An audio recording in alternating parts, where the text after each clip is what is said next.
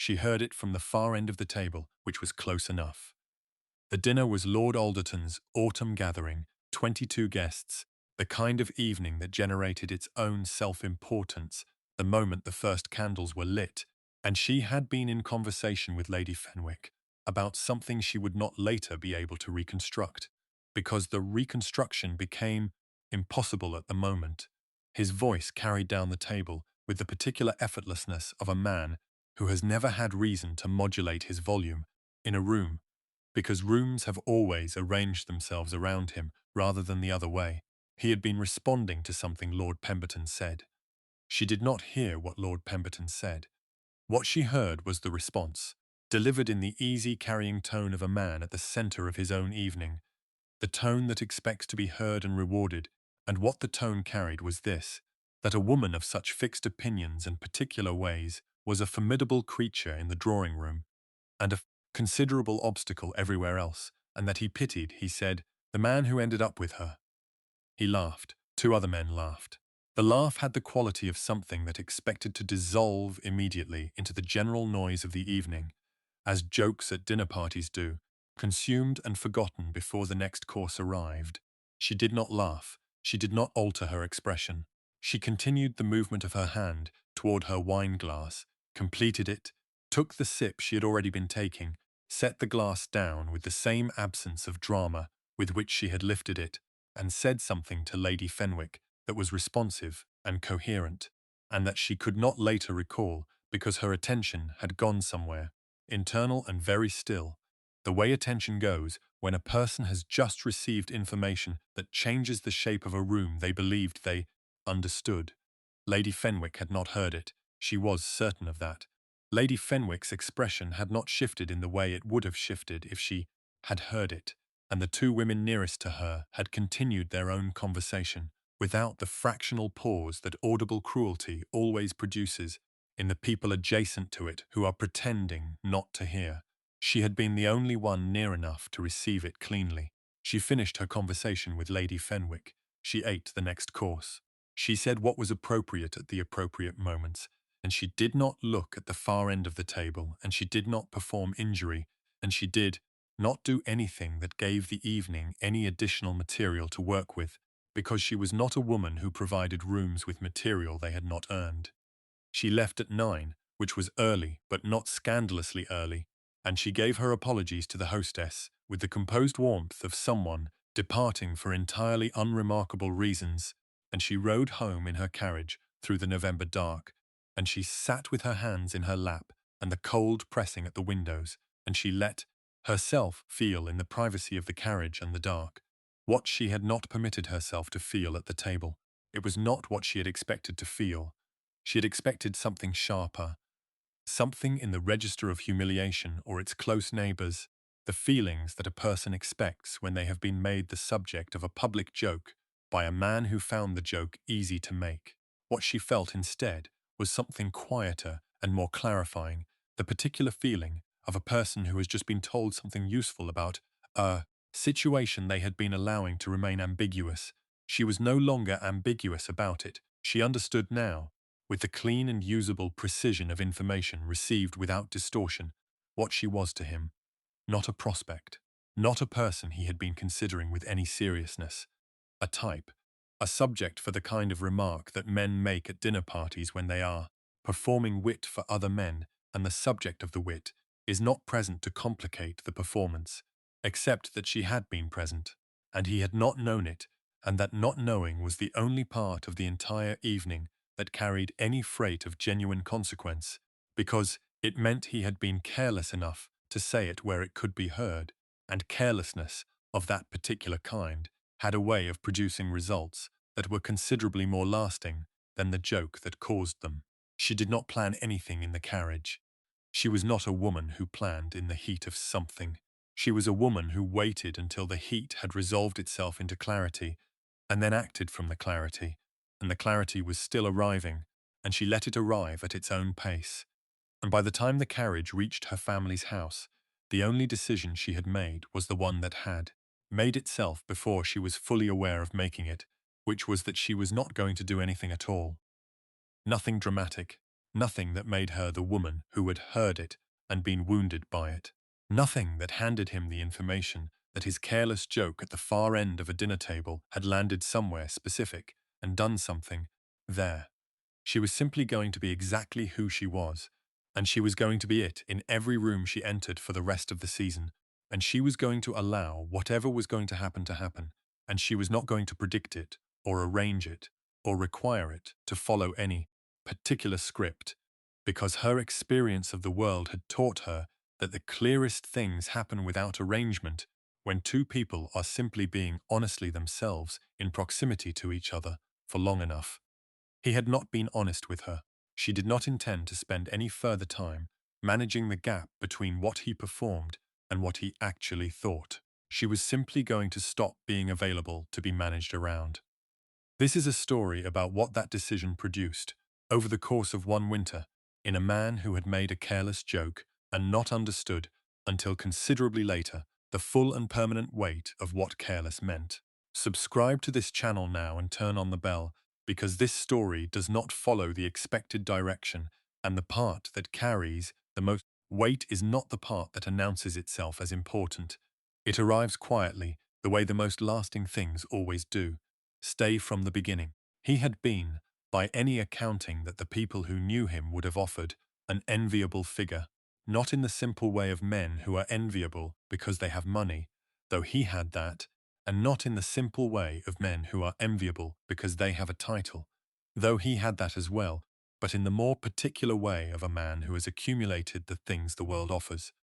To men who move through it with a certain combination of intelligence and ease and the specific social fluency that makes every room feel like it was arranged for his benefit, he was good company.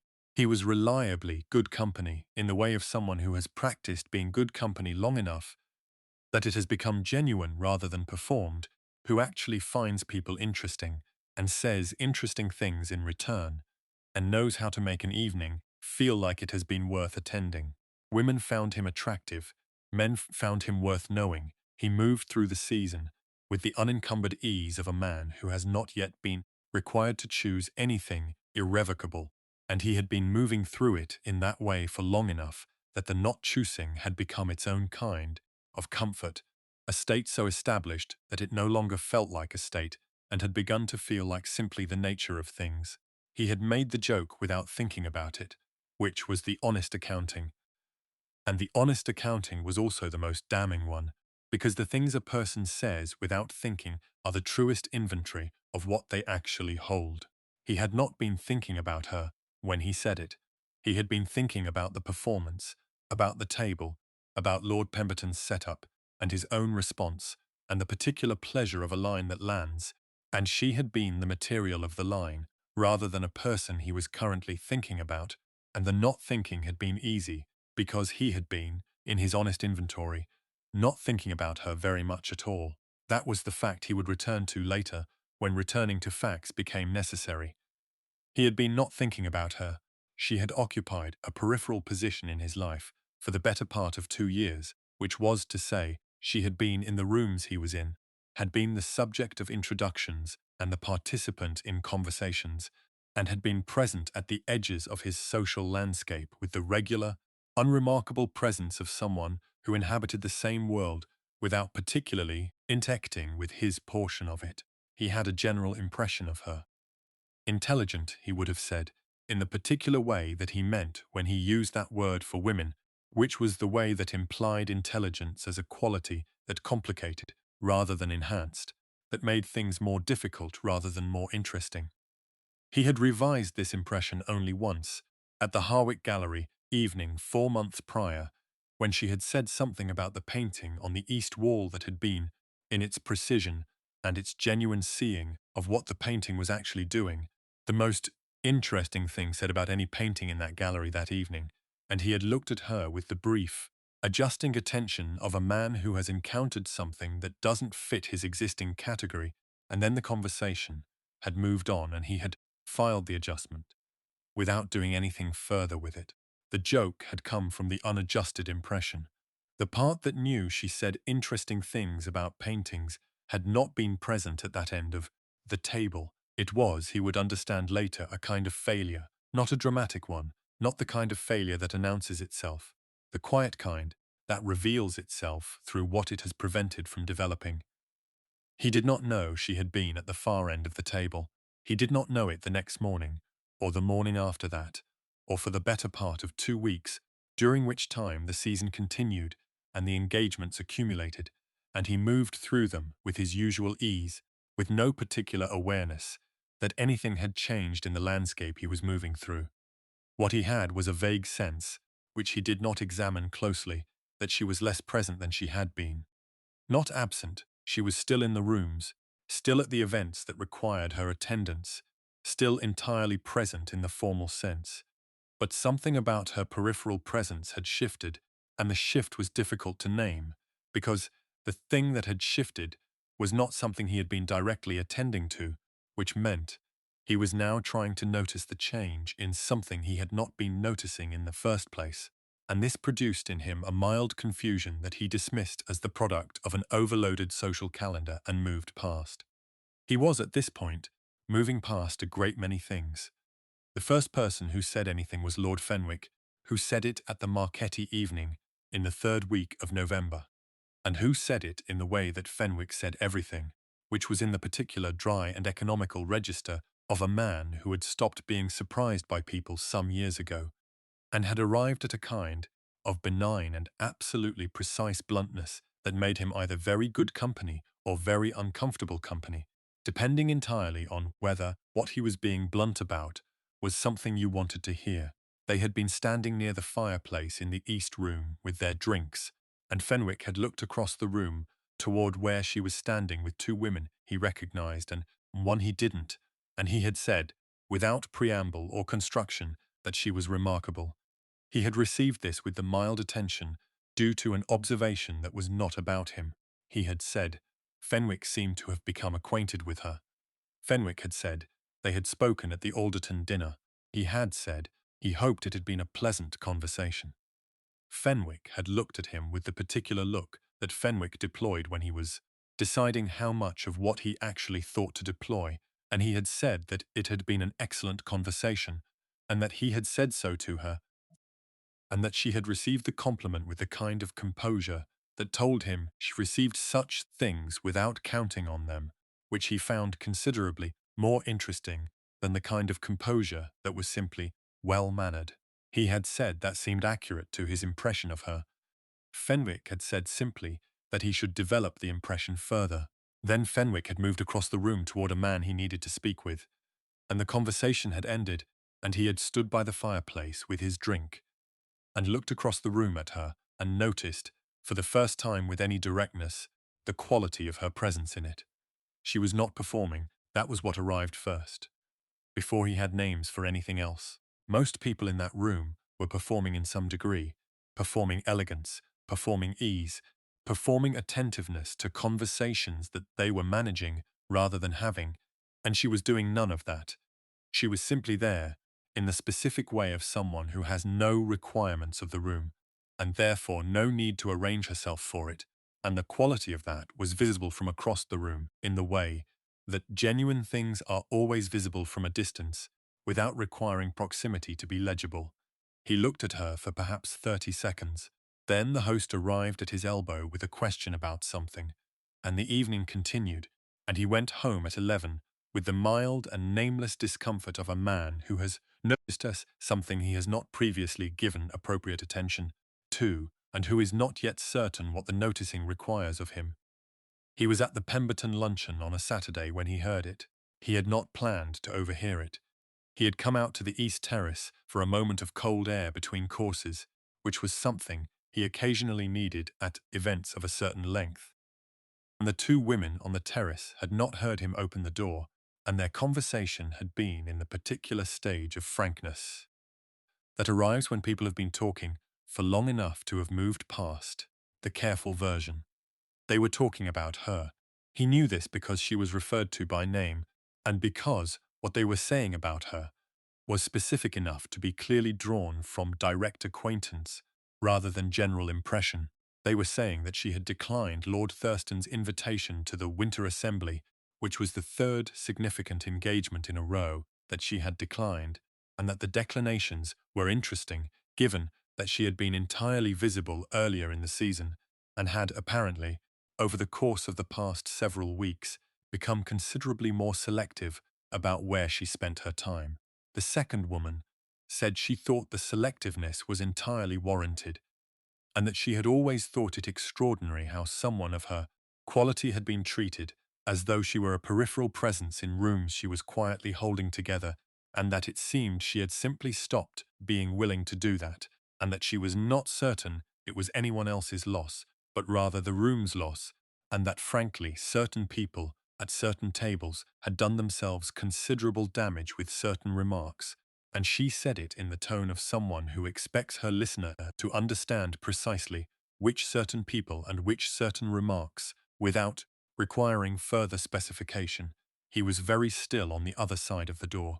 The second woman said that Fenwick's wife had spoken to her at the Marchetti evening, and had found her extraordinary, and that Lady Harwick had been trying to arrange a small supper with her for the past month, and that it was interesting, very interesting, how a woman who had been described at a dinner party as an obstacle was now the person that everyone, with any genuine taste in this season's company, was trying to secure.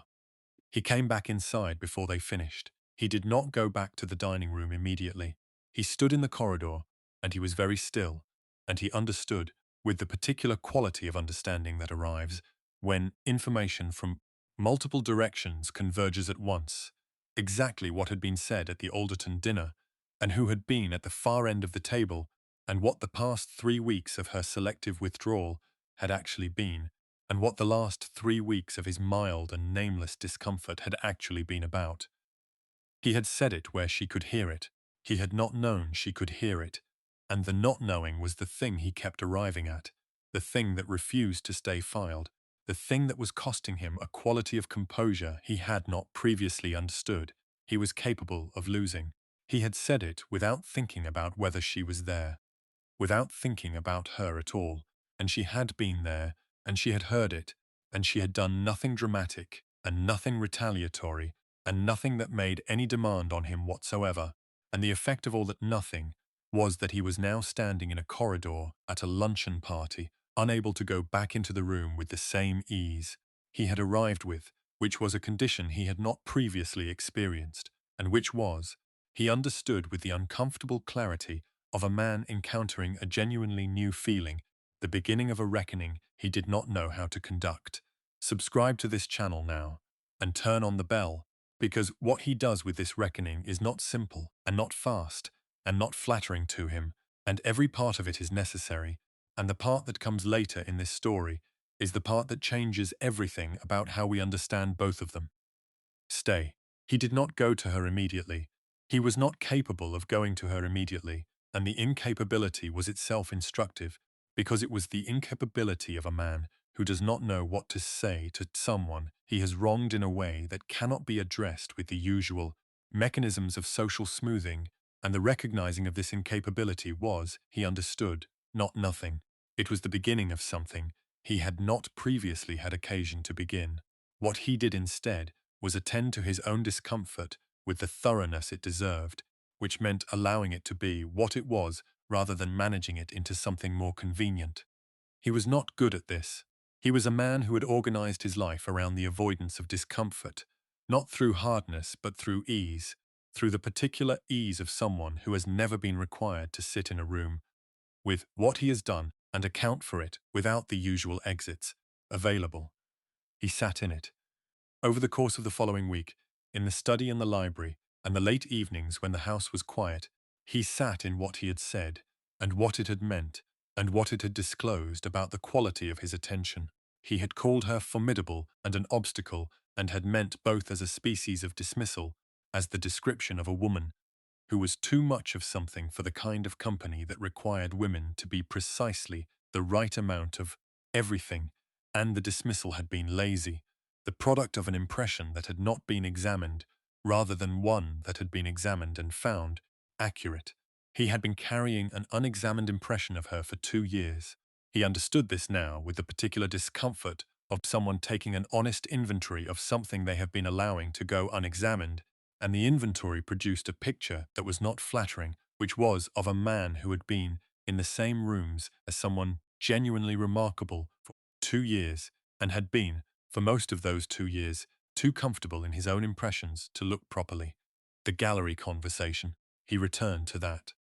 She had said something about a painting that had adjusted his impression, and he had filed the adjustment and moved on and not revisited it, and the not revisiting was the shape of the problem in miniature, which was that he had been encountering her and not attending to the encounters, and the not attending had produced the kind of accumulated ignorance that makes a man think he knows someone he does not know at all. He had not known her. He had known a type he had assigned her to. He had made a joke about the type at a dinner party, and she had been at the far end of the table, and she had gone home, and she had done nothing. And the nothing was the most articulate thing she had said to him in 2 years, and it had taken him 3 weeks to hear it. He went to Lord Fenwick on a Wednesday. He went because Fenwick was the person in his life most likely to tell him the truth, without either softening it into uselessness or enjoying the telling of it too much, and he needed the truth told in exactly the way Fenwick told it, which was plainly and without performance, and with the expectation that the receiver was capable of handling what was being said. He told Fenwick what had happened. He told it completely, without the architecture of self-defense that the telling could have accommodated if he had been willing to build it, and Fenwick listened to the whole of it with the expression he used for information that did not surprise him. When it was finished, Fenwick was quiet for a moment. Then he said that he had assumed something of this kind had happened. He said he had not known the specific mechanism, but that the withdrawal made sense in the context of someone who had heard something that clarified a situation she had perhaps not been seeing clearly, and that clarity of that kind tended to produce withdrawal rather than engagement, because the purpose of withdrawal was not punishment, but the simple and sensible act of redirecting one's attention toward things more worthy of it. He said that if he was asking whether she was withdrawing permanently, he did not know the answer to that, but that the question he was actually asking was probably a different one. He asked what question he was actually asking. Fenwick said that the question he was actually asking was whether there was anything to be done, and that the honest answer to that was that what was done could not be undone, and that any attempt to undo it would be both dishonest and unsuccessful, but that what could be done was something different from undoing, which was the demonstration, over time and in practice rather than in statement, that the man who had said what he said at the Alderton dinner was not in fact the full inventory of who he was. He said that was a long process. Fenwick said that accurate observations sometimes were. He rode home from Fenwick's in the December dark, and he sat in the library with a fire and a book, and he thought about what demonstration over time in practice actually meant, which was not a letter, and not a public gesture, and not any of the mechanisms available to our man, who wished to manage an impression back into a more favorable position. It meant being different, actually being different, in the rooms that they were both in, without requiring her to notice the difference or reward the noticing. It meant doing it because it was true rather than because it served a purpose. He understood this was the harder version of the thing. He had been taking the easier version of things for a long time. He went to the Harwick evening on a Friday. He had been going to decline it, and then he had not declined it, for reasons he did not examine too closely, and he arrived at the usual hour and spoke to the usual people, and was, by any external measure, entirely himself. She was there. He had known she would be. Fenwick had mentioned that Lady Harwick had secured her attendance, and the mention had been delivered in the tone of a man noting something he expected to be received as relevant. And she was near the window in the north room speaking with Lady Harwick and a man he recognized as Professor Aldous Crane, a historian who was not typically present at these gatherings, and whose presence suggested that someone had assembled the room with more intention than usual. He did not cross to her immediately. He spoke to Lord Pemberton and to the Marchetti brothers, and to Lady Fenwick, who was gracious in the way of someone who has decided to treat a situation as unremarkable as a form of generosity, and he moved through the early portion of the evening with the ease he always brought to these rooms and the additional quality, new enough to still feel foreign, of actual attention to what was happening around him rather than simply fluency with it. He arrived near the window, eventually, in the natural course of the room's movement, and he joined the conversation that was happening there. Because Professor Crane was saying something interesting about the relationship between land, enclosure, and the disruption of common memory, and the conversation was at a point where joining it was entirely natural, and she was in it, and she did not alter her expression when he joined it in any way that was legible as either welcome or its opposite. She was simply there. The conversation continued, and he contributed to it, and she contributed to it, and Professor Crane contributed to it, with the depth of someone who had spent 40 years thinking about precisely this, and the conversation was, by any measure, genuinely good, the kind of conversation that a gathering produces when the right people are in the same space, and no one is performing anything. At one point she said something about the relationship between institutional memory and the inherited obligations of large estates that was precise enough and unexpected enough that Professor Crane stopped mid-sentence and turned to her fully, and said that he had been trying to articulate that exact point for 3 years, and she had managed it in 2 sentences. He watched her receive this compliment with the same composure the women on the terrace had described, which was the composure of someone who does not count on being seen, and therefore does not perform gratitude when she is. She received it as accurate information and moved the conversation forward, and the movement was graceful, and the conversation was better for it, and he stood in the north room at the Harwick evening, and understood with a completeness that had not been available to him before that he had been calling this formidable at a dinner party, and congratulating himself on the wit of it, and the understanding was not comfortable, and he did not try to make it comfortable. He did not speak to her directly that evening.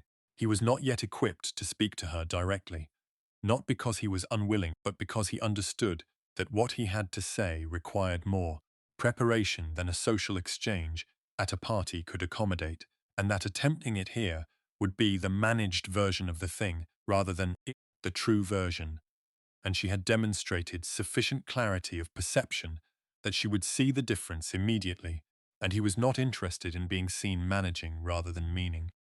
He went home at 10, and he sat in the library again, and he thought about what meaning rather than managing actually required, which he was finding a more demanding standard than any he had previously applied to himself. The letter took 4 drafts. He was not a man who typically struggled with letters. He was fluent and precise, and his correspondence was generally considered excellent by the people who received it, and the fluency had always been available to him on demand. This letter did not respond to demand. The first draft managed. The second apologized in the formal sense, which was not the same as being accountable, and he knew the difference even as he was writing it. The third came closer to the truth, but used language that was still, in its construction, oriented toward a resolution that served him, rather than simply saying what was accurate. The fourth was the shortest. It said that he had made a remark at the Alderton dinner in late October that she had been at the far end of the table to hear, and that the remark had been careless in the specific way of something said without thought, which was not the mitigating factor it might appear to be, but was in fact the most damning version of the truth, because what a person says without thinking is what they actually hold, and what he had been holding was an impression of her that he had not examined, and that the examination, now that he was conducting it, revealed to be wrong in the particular way of things that are constructed from comfort rather than from actually looking. He said he understood she had no obligation to receive this letter as anything other than what it was, which was an accounting, and that an accounting was not an apology in the full sense, because a full apology required him to have been different than he was, and he had not been different. He had been exactly himself, and he was not able to apologize for that without dishonesty, but that he could account for it, and he was accountable for it, and the accounting was the most honest thing he could offer. He sent the 4th draft on a Thursday morning before he had time to reconsider. He did not hear back for 6 days. The 6 days were, he would later reflect, the most clarifying 6 days of the past several years of his life, not because of anything that happened in them, but because of what they required him to do, which was to exist in a state of genuine uncertainty about something that mattered to him without the usual exits, without the ability to manage the outcome or predict it or arrange things so that the uncertainty resolved in a direction he found comfortable. He was in genuine uncertainty. He had no claim on any particular response. He had sent a letter that said true things, and he was now waiting to discover whether the true things had produced anything, and the waiting was the most honest position available to him, and he held it without attempting to improve it. Her reply came on a Wednesday. It was brief. It said she had received his letter and had read it more than once, and that she found the distinction he drew between a full apology and an accounting useful and honest, and that she found honest more valuable than full, because full apologies were often constructed to provide relief to the giver rather than to the receiver, and she had received too many of the constructed kind to find them particularly useful. She said the accounting was accurate. She said she had been at the far end of the table, and that she had heard it, and that she had not done anything about it, because there was nothing to do about it that would have produced anything other than a scene, and she had not been interested in a scene.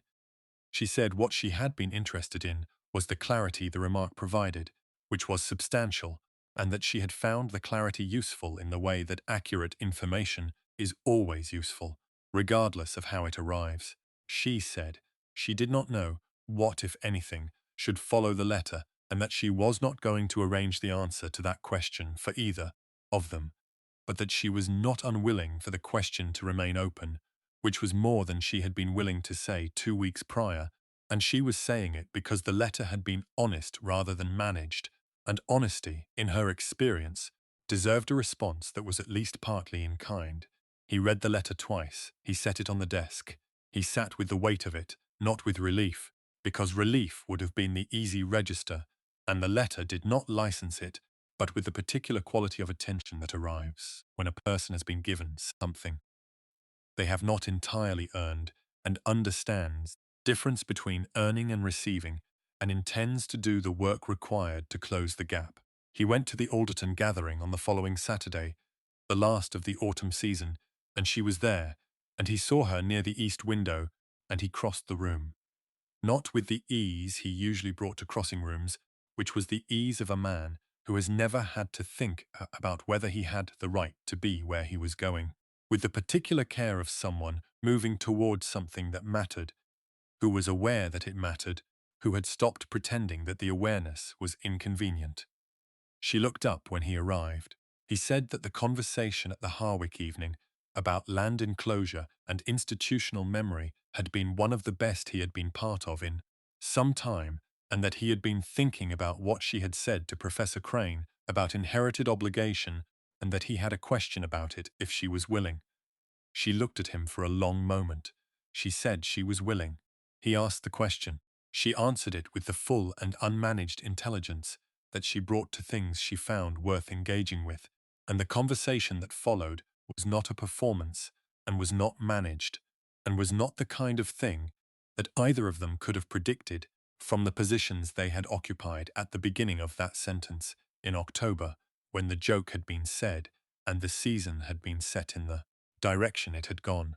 It was simply a conversation between two people who were both present in it, and it was, by any honest measure, excellent, and the excellence was available, because one of them had stopped performing, and the other had finally, at some cost, and after some delay, started paying attention. Lord Fenwick observed it from across the room. He said nothing to either of them. He said something to his wife. Later, when they were in the carriage home, which was simply that he was glad, and that it had taken the precise amount of difficulty it had needed to take, and that some things did not develop correctly until they had first developed incorrectly, and that this had been one of those things.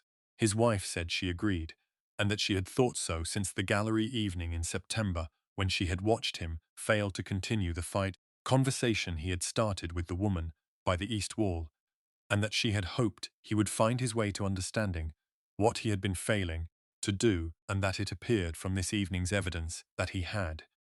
They rode home through the December dark, and the season turned, and the winter settled in over the city with the particular quality of winter, in a place that has been through something and come out differently on the other side, not unchanged, not restored to what it was before, but arrived at something new that the before had been necessary to reach, and neither of them would have named it yet because naming required a certainty that was still arriving.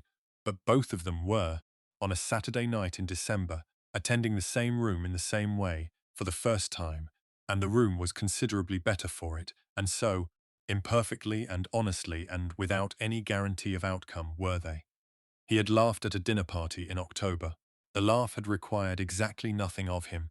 What followed it had required considerably more, and he had not been equal to it quickly or gracefully, but he had been equal to it eventually, and eventually, she had come to understand, was the only timeline that honesty actually operated on. Winter settled, the season closed, and somewhere in the cold clarity of December, two people who had been in the same rooms for 2 years without properly occupying them at the same time stood at a window together and talked about something that mattered. The talking was real, and the window was lit from behind, and outside the frost was doing what frost does, which is to clarify every outline and make the shape of things finally, precisely visible. Leave a like if this story found you. It tells us that these stories deserve to be heard. Subscribe to this channel and turn on the bell so the next one finds you from the very beginning, because they are always better that way, and there is always another one. And if you know someone who has been at the far end of a table and heard something and said nothing and made a decision in the silence of a carriage ride home, share this with them. Some things take exactly the amount of time they take, and some winters are the beginning of something that the warmer seasons never could have made.